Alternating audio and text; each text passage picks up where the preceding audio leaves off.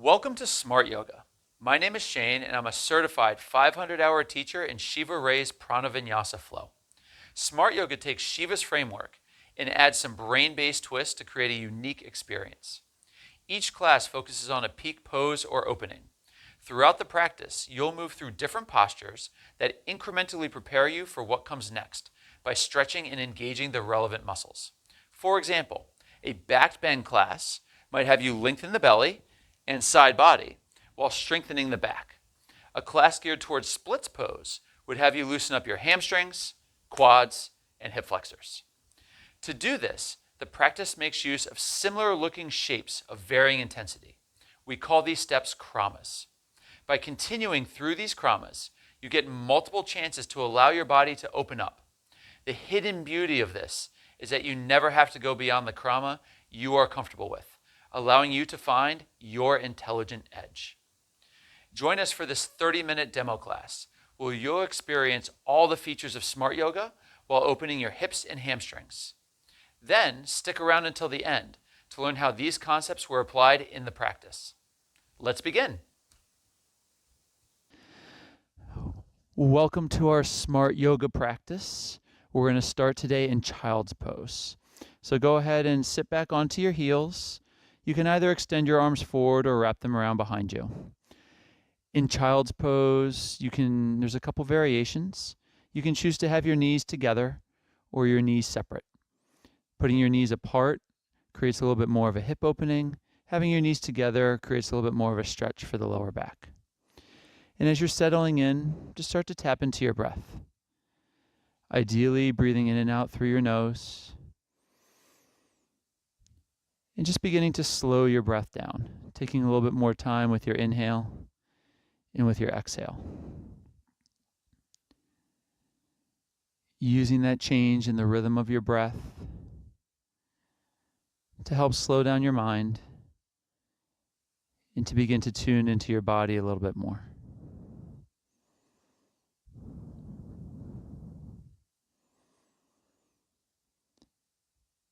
When you feel ready, start to invite in a little bit more breath.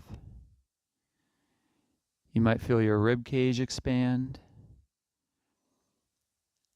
If there's room, your belly might begin to expand as well.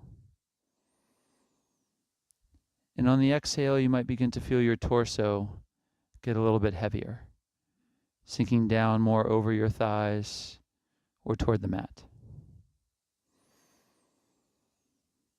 And as you feel this increased movement in your ribs and in your spine, you might begin to invite more movement in, perhaps exaggerating these simple movements of the breath, letting the rib cage lift more as you breathe in, trying to lengthen it forward as you exhale. And with every movement that you take, new sensations come into your awareness that can help you guide the next movement that you take. So if it begins to feel right, you might begin to let the hips rock and sway a little from one side to the other. Perhaps you might find yourself lifting up a little bit higher, dropping in a little bit lower. You could even start to create some twisting action through your body. And what's important to do here is as you're breathing and moving, it's just to pay attention to what you're feeling and allowing each breath to guide the next movement that you take. There's no right or wrong way to move here. You're simply just exploring your body and beginning to warm up into the muscles and into your joints. And give yourself maybe another 3 or 4 breaths of this experience before we'll again settle into a more uniform and guided practice.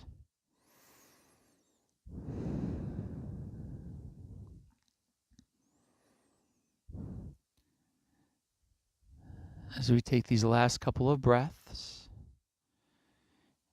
you'll be beginning to settle yourself back in toward a grounded child's pose again, arms stretched out long in front of you. And then taking a deep breath, really breathing out into your side ribs, noticing how that enhances the feeling of the stretch in the body.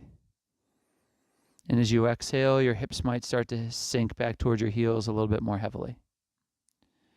With your next in-breath, walk your fingertips just a little further forward, enhancing the stretch in the side body. And again, exhale, rooting back toward the heels. And from there, start to move your right hand towards your left. As the hands come together, continue them walking over toward the left side until you feel a bigger stretch in your right side body. And take one deep breath in here, expanding out into the right side on its own, enhancing the stretch, and exhaling, softening. You can use your next in-breath to move back in towards center. Taking one breath cycle here, just to reconnect, and then starting to walk the left hand toward the right with your next breath. Eventually, both hands move together over toward the right edge of your mat, creating again a longer side body on the left that you can breathe out into, and then exhaling, softening back in. With your next breath, moving yourself back in towards center. And then from this position of center, let your hips begin to rock from one heel to the other.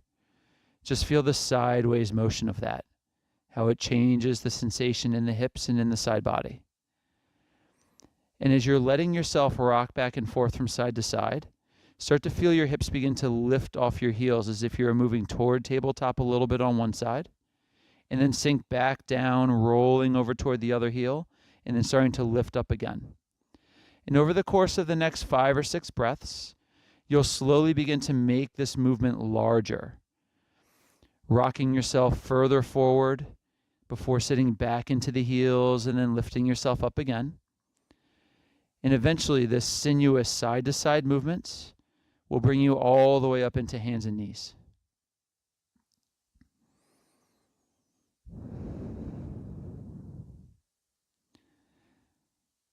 When you find yourself landing in hands and knees, you'll want to align yourself with your knees under your hips and your hands under your shoulders. And from here, we'll just begin to move the spine a little bit, feeling the spine arc up toward the ceiling gently, and then feel the chest pull down toward the ground. And as we begin here, let's try to isolate into our mid-spine or thoracic spine. So the hips will stay stable and just kind of puff up between the shoulder blades. And then let your heart push down toward the mat. Small little movements, just the rib cage moving with the breath. Rising and falling. Take one more cycle. And then as you begin to pass into neutral, pause. Hold the spine still here and now start to tuck your tail under, finding movement of the pelvis, and then letting the sit bones lift up toward the sky. And again, start small at first, just warming into the muscles here of the hips and the low back. But start to make those movements larger with each cycle that you take until you're finding the extremes that your body has to offer at the moment. Once you've found them, start to layer in the movement of the spine. So the spine will lift up toward the ceiling as the tail tucks under. And then the tailbone will scoop up toward the ceiling as the belly and the chest drop down toward the mat. Again, small at first as we link these joints together, growing larger with each repetition as you get warmer and more comfortable with the movement.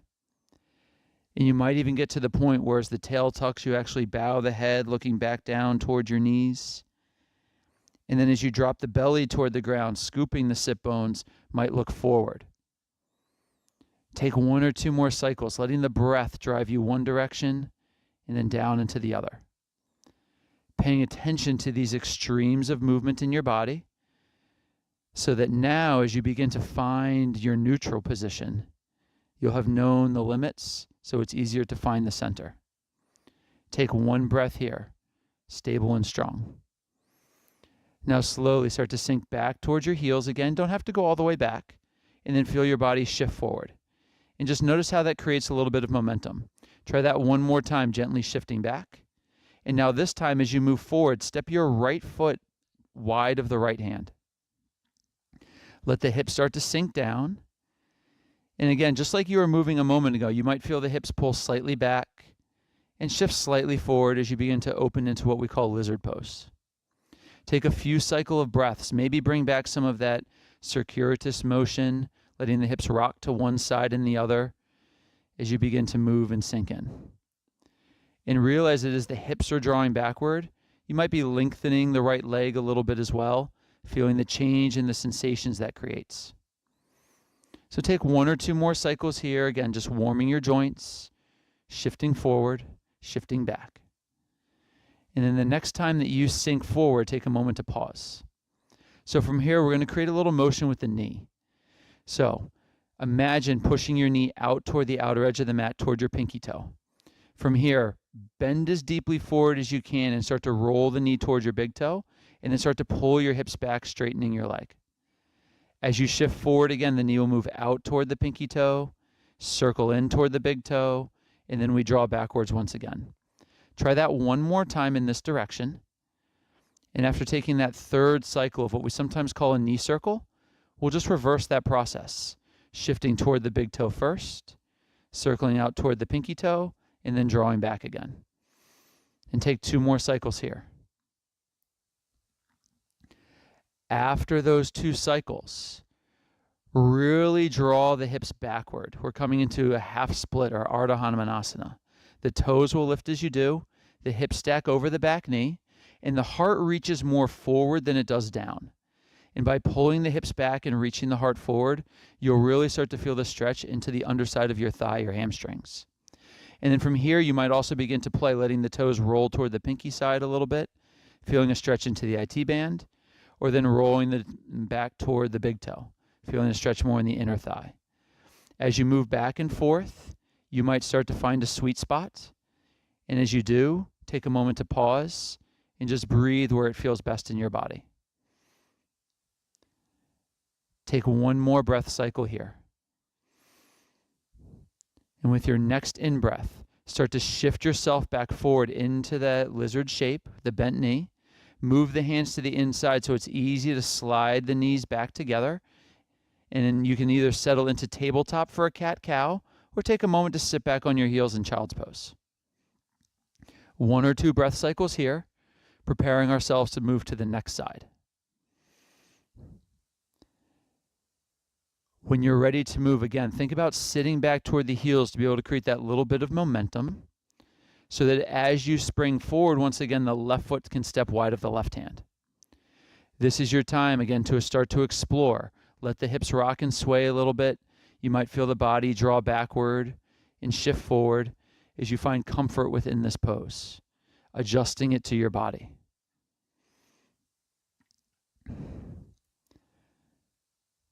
Once you're getting a feeling for how your body wants to move on this side, we can start to make these movements a little bit bigger and beginning to incorporate the knee circle that we did before. So moving the knee out toward the pinky toe, drawing the hips backward toward the half split, and then pushing the knee back forward out toward the big toe as you bend back in, circling around 2 or 3 times more on this side before reversing the flow. And remember, as you're flowing, as you're moving, move with your breath. Let one part of the breath draw you back as the other part draws you forward. And as you move around into your third cycle in this direction, the last thing you might do is begin to pull the hips backwards, straightening the left leg, finding that half split shape once again. Heart pulling forward as the hip crease is drawn back. And then again, start to move. Let the toes spill toward one side or rotate back toward the other side. You can adjust the placement of your hands or of your upper body to help facilitate the stretch that you're trying to create. And when you find one that feels good, take a moment to pause and to breathe. And then you can either take another round of breath or you can move to a new place to pause and breathe. Think about 2 or 3 more breath cycles on this side.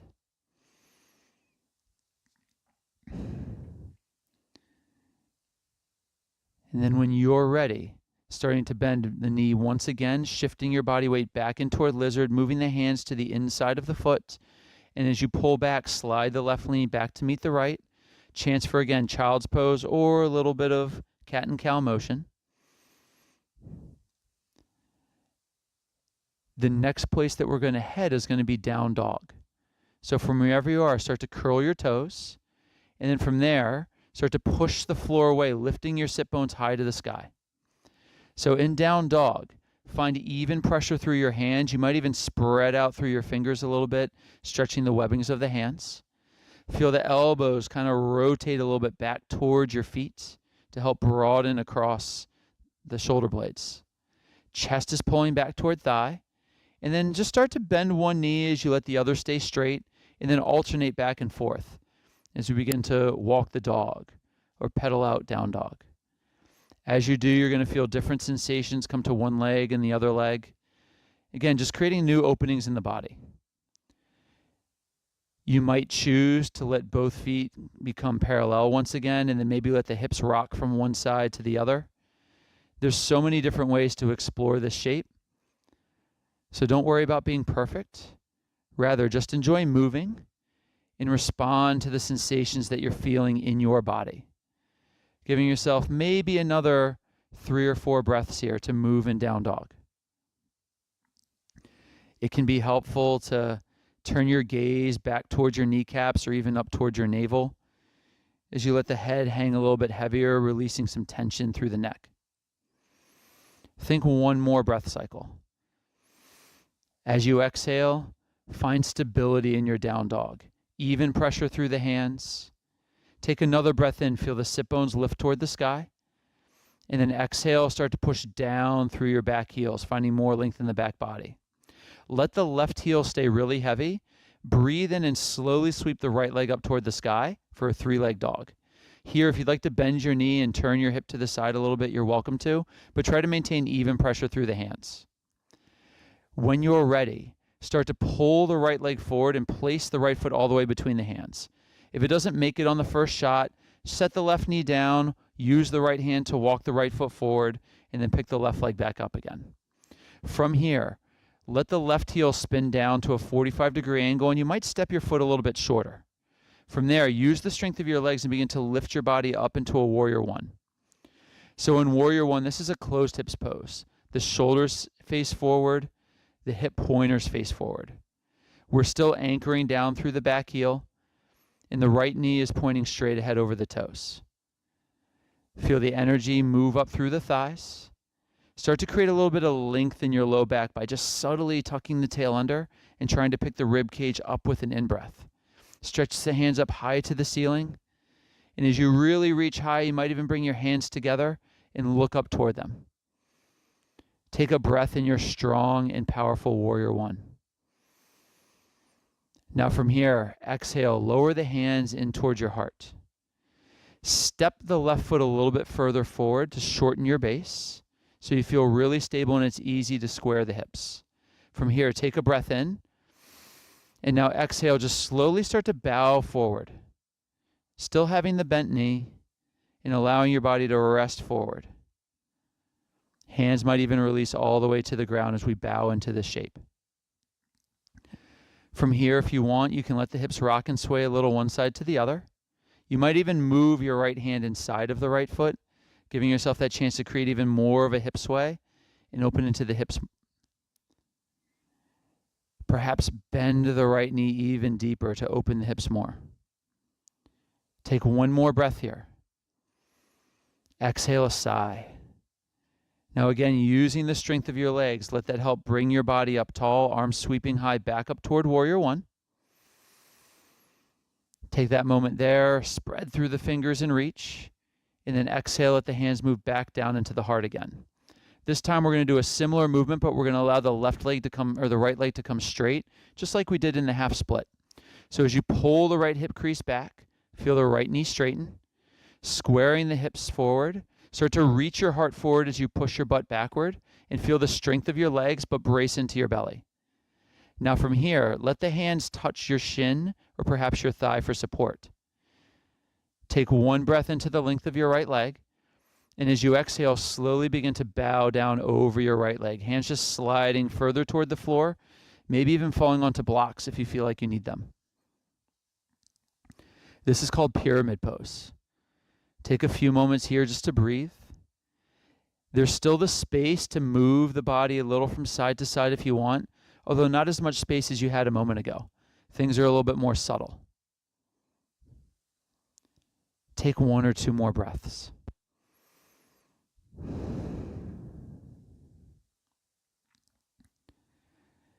When you feel ready to come back out again, start to bend back into the right knee, using the strength of the legs to bring the arms up high toward the sky once again. Take a moment to pause there. Feel the strength of your warrior one. Feel the length of your arms and your torso. And as you exhale, hands will come back down toward the ground. Framing up the right foot as they settle, step the right foot back to meet the left. Now, if you'd like to go straight to down dog, you can stay right there. But if you'd prefer a little bit of strength work, go ahead and set your knees to the ground. Wrap your elbows inward as you slower lower your whole body toward the ground, hoping for the torso and the hips to land around the same time. From there, release back through your feet, roll the heads of the shoulders back, and stretch your belly long as you feel the strength of your back body engage in cobra. Then let your chest settle back down toward the ground. Curl the toes as you sit your hips back towards your heels like child's pose, but then push the floor away once again to find down dog. Take a breath here. Let go a sigh. Feel free to move the body as you need. But then with your next in-breath, once again, feel the sit bones lift toward the ceiling. Exhale, push the heels down and the hands into the mat. Then breathe in and lift the left leg toward the sky. Bending your knee and opening the hip if it feels good. And then when you're ready, stepping the left foot again all the way up between the hands. Walking the foot there if necessary. But once you find your foundation, shorten your stance a little bit so you can spin the right heel down on the 45. From stable legs, breathe in and climb up tall. Finding warrior one. Again, checking in with the strength of the body, feeling the arches of the feet lift. Feeling the hip pointers rise. Feeling the chest lift. The fingertips grow tall. The shoulder blades draw down. Connect the hands. Take one breath, perhaps look up, being in your warrior one. Then exhale, hands move into heart. This first round, we might shorten the foot a little bit just for balance. Take a deep breath in. And as you exhale, start to bow forward over with the bent knee. Letting yourself slowly rest down onto blocks or all the way hands to floor. Relax the head. You might even move your hands to the inside of the left leg. And as we bow in here, you might let your upper body rock one side to the other, feeling the gentle sway of the hips. The knee might move a little from side to side as well, very gently, just creating more space as you sink in. Take 1 or 2 more breaths, bowing in here, feeling the hips open. When it's time to rise, bend into the knee, stabilize the legs, use them to help draw the body up tall with the in-breath. Take that moment again, finding that shape of warrior one. And then exhaling, hands into heart. Slowly begin to straighten the left leg. Again, if you have to shorten the stance a little more, you're welcome to. Make sure the hips are squaring back toward the front. Begin to lean your chest forward out over your thigh. Brace through the belly. Feel the stretch and the strength of the legs here. Then when you're ready, support yourself with hands against your leg and slowly allow the body to lower over top of the leg. Hands moving down toward blocks or towards floor. Once again, we're in pyramid pose. Feel free to keep a little bit of softness in the knee as much as you need so it's sustainable. And let the body create subtle, small little movements, adjusting the pose to fit your needs. Responding to the sensations you create. Maintaining that constant flow of the breath as you move subtly in and out of the pose. Think 2 more breaths here in your pyramid.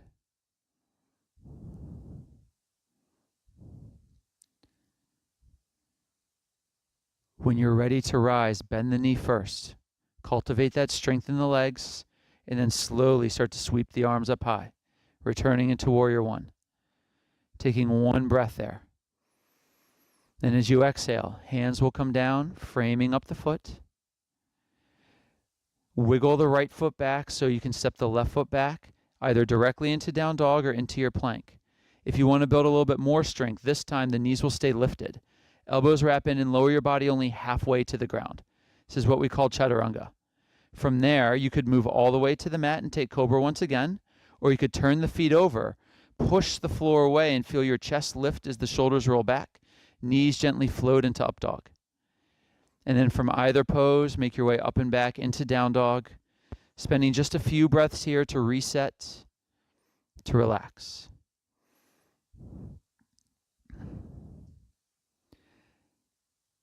Then when you're ready, lowering your knees to the ground, let your hips sit back towards your heels into child's pose, taking a moment there.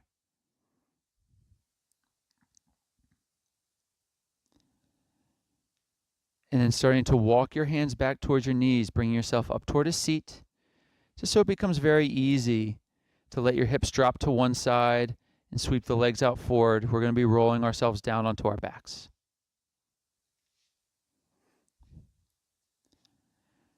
So after all of that forward folding, we're going to take just a gentle counter pose here. So heels are going to move a little bit closer to hips and keep the feet about hips distance apart. As we move into bridge, start to engage your glutes and just slowly try to pick your hips up toward the ceiling, taking one vertebrae off the mat at a time. Now as you rise up, you can just stay here where you've landed. If you want to stay longer, you could always put a block underneath of your hips. If you want to climb up a little bit higher, you could work yourself up onto your shoulders and clasp your hands underneath of you.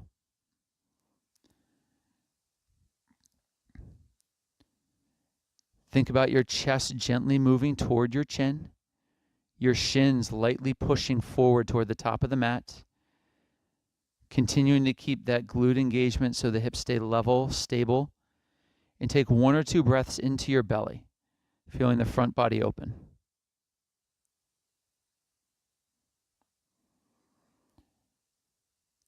If you've clasped your hands, when you're ready to come down, release them first. Then slowly start to articulate the spine back down toward the mat, one vertebrae at a time, until the pelvis lands. When the hips are on the ground, widen your feet and give yourself just a little windshield wiper of the legs from one side toward the other. After you've done an equal number to each side, bring yourself back in toward neutral. Go ahead and cross the right ankle over top of the left thigh. And in this figure four position, the right hand might push the right knee away.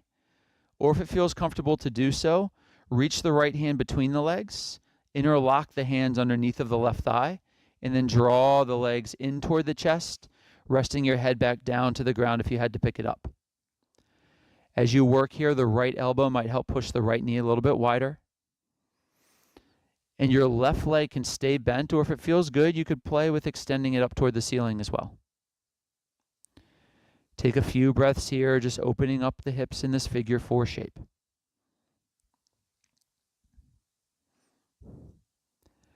When the timing is right for you, release the left foot back down to the ground, uncross the right leg, setting it to the ground. Take one windshield wiper each way. And then we'll set up for the same figure four with the left leg crossing the right thigh. Once the ankle's over the thigh, you can use the left hand to push the leg away, or you can reach through the center and draw the right thigh into your body. Allow the head to rest. You might be using the left elbow to push the knee wider. You might be extending the right leg toward the sky. The options that you take on this side do not have to be the same as they were on the first. Do what feels right in your body. Really begin to tap into your breath now.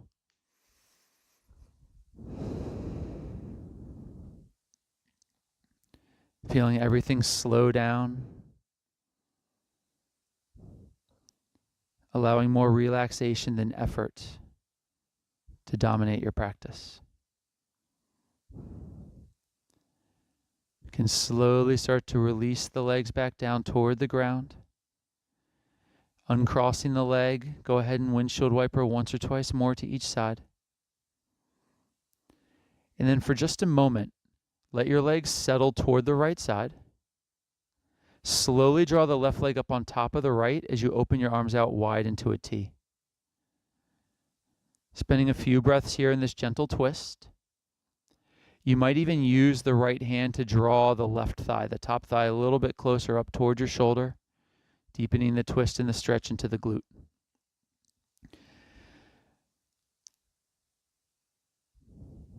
Take one more breath.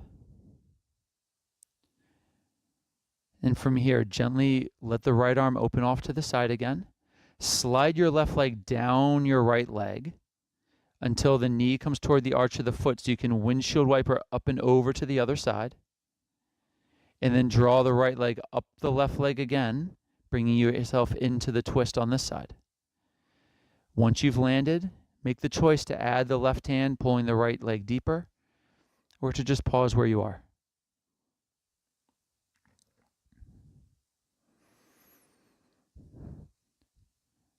There's only a few more breaths left here, so you might close your eyes.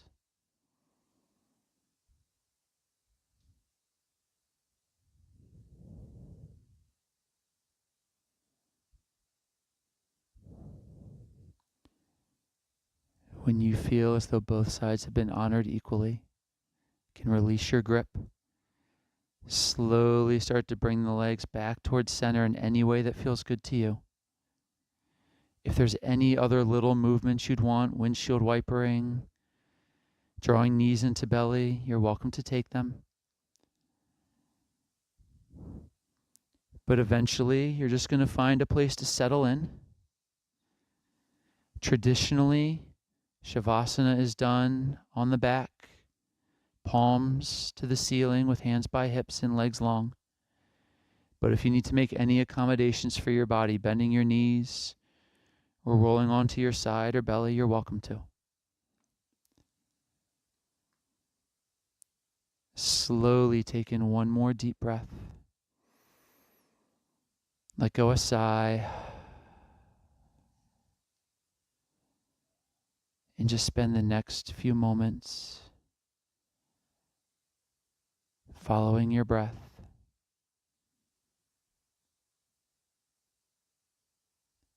Letting go with your body.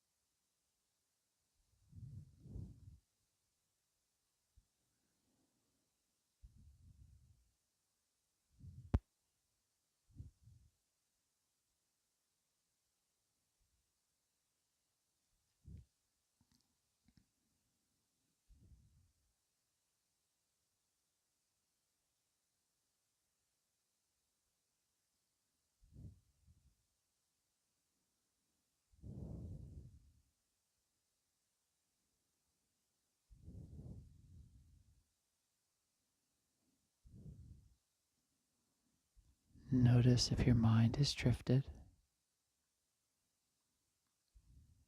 If so, gently bring it back to your breath.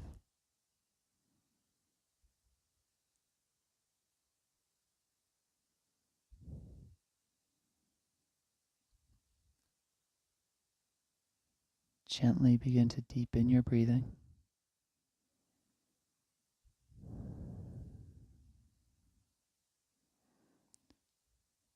Feel that little of tingle of energy beneath your skin.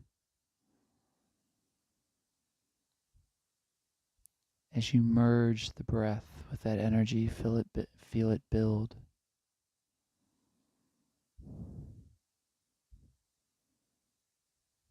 Starting first with the awareness of the rising and falling of your chest and belly.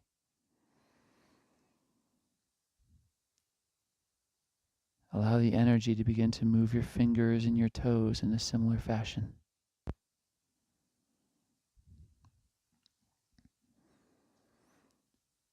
Those small movements might start to trigger larger ones as the energy builds.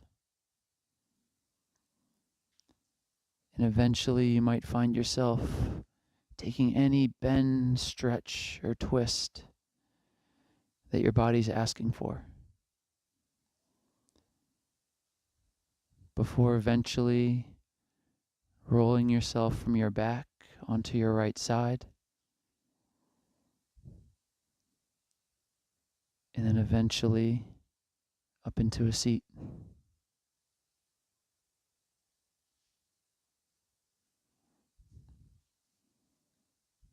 Thanks for doing your practice with us today. Namaste. Thank you for joining us in this practice. I hope you enjoyed it. In this practice, you experienced a couple of kramas. There were half splits and pyramid poses for your hamstrings, lizard and bowing warrior one for your hips. You also did the brain-based mobility exercise of knee circles. These are simple examples of how smart yoga can intelligently deepen your practice. If you'd like to try more, we offer weekly classes and have an on-demand library. Use the link in the description below to learn more about smart yoga. And don't forget to like and subscribe to stay up to date on all of our latest content.